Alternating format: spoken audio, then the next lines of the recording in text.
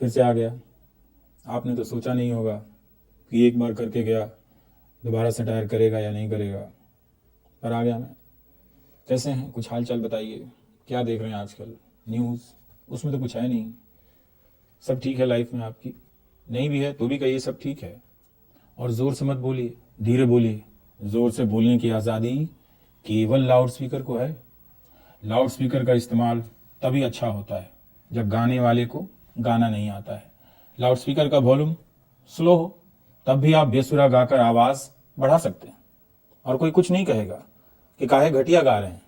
यही कहेंगे ज़ोर से काहे गा रहे हैं। धर्म का संकट दूर ही ना हो अगर लाउड स्पीकर से मोहल्ले की शांति दूर ना हो। शांति धर्म के लिए खतरा है, हंगामा धर्म का पेट्रोल है। वाह, लिख डालिए ट्रक के पीछे। जमाना उल्टा है तो हमारी कुर्सी भी उल्टी हो गई है।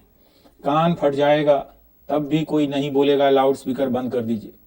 पता चला वही बंद हो गया, वीडियो वायरल हो गया, लाउड स्पीकर का विरोध करने वाला पकड़ा गया, धर्म विरोधी निकला, घर पर बुलडोजर चल गया। बजाओ भाई, और जोर से बजाओ, हम बोलेंगे ही नहीं। कुछ भी कर लो हम नहीं बोलेंगे। कान फाड़ दो तब भी हम नहीं बोलेंगे लाउड स्पीकर बंद करो। बाकी टीवी का वॉल्यूम बढ़ाने की कोई जरूरत नहीं है, म्यूट पर रख दो, देखते ही पता चल जाता है क्या बोलने वाले हैं। वही बात बार बार, अब की बार, पिछली बार, तब की बार, अगली बार, सोमवार, मंगलवार, बुधवार, कल भी भाषण, आज भी भाषण। नया कितना बोलेगा आदमी भाई, टॉपिक खत्म हो जाता है। अब तो यूजीसी से आदेश निकलवाना पड़ा है कि बोलने वाले हैं कॉलेज में टीवी लगाइए, लड़कों को पकड़ पकड़ कर लाइए, सुनवाइए, दिखवाइए। ये लेकिन काम ठीक हुआ, दिन भर ही लड़का सब कान में ईपी लगाकर गाना सुनता है। जिस भाषण का कोई भविष्य नहीं उसे सुन भी नहीं करता है। बहुत भाग रहा था ये लोग। मॉर्निंग असेंबली में मैंडेटरी होना चाहिए, जब भी वो बोलेंगे टीवी चलना चाहिए। वैसे कॉलेज के रास्ते में पोस्टर होर्डिंग की कोई कमी थोड़ी है।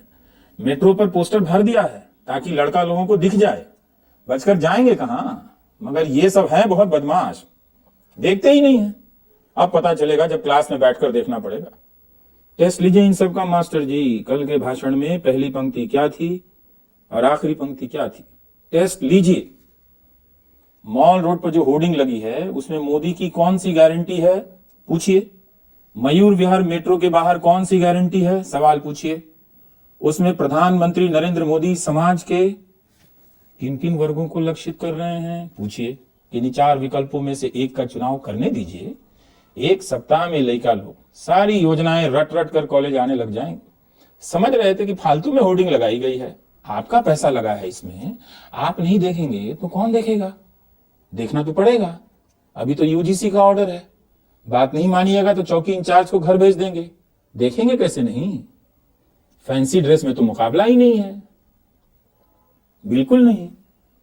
गेरुआ पहनकर लोग हिमालय गए हैं, देखा होगा आपने, लेकिन समंदर के नीचे तो पहली बार आप ही गए गेरुआ में।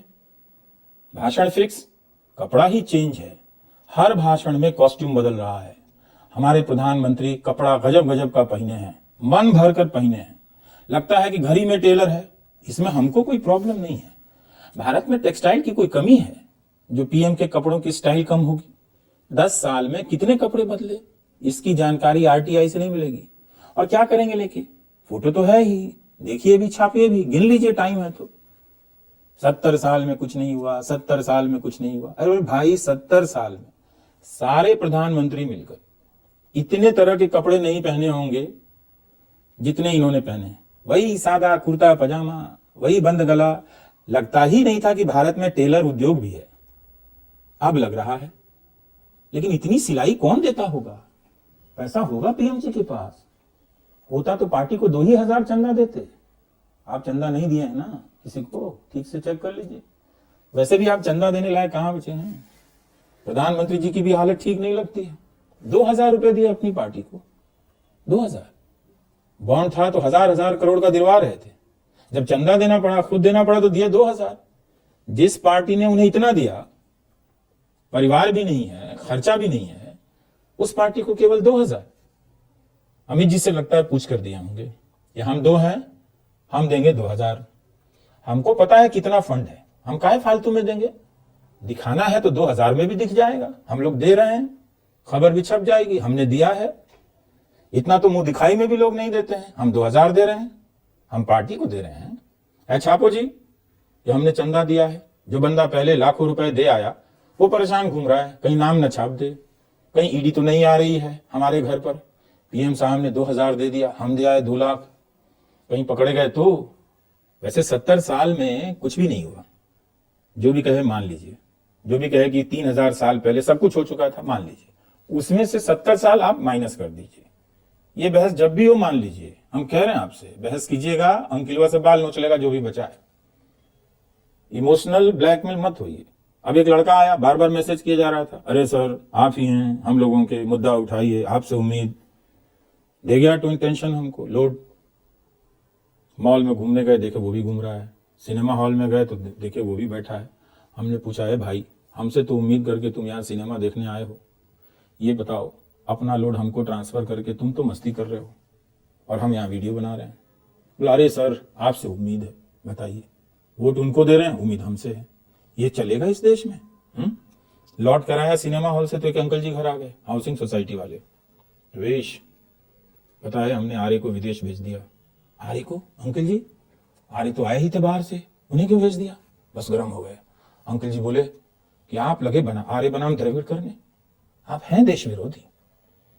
हमने कहा अंकल जी बेटा आपका विदेश गया, देश विरोधी मैं हूं, मुझे भी भेजिए विदेश, वहां जाकर मैं भी देशभक्त बन जाता हूं।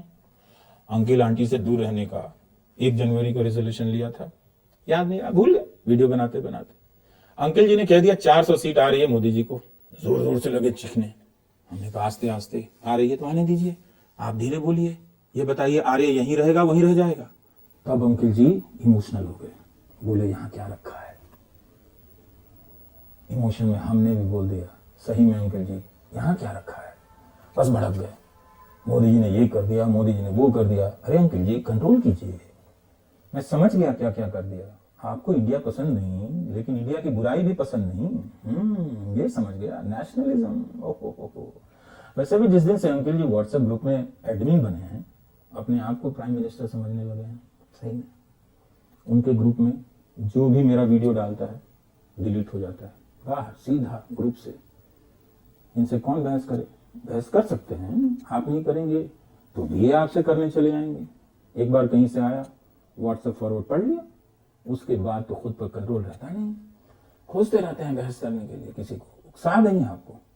और जी 400 सीटें आ रही हैं इस बार, जी आ चुकी है।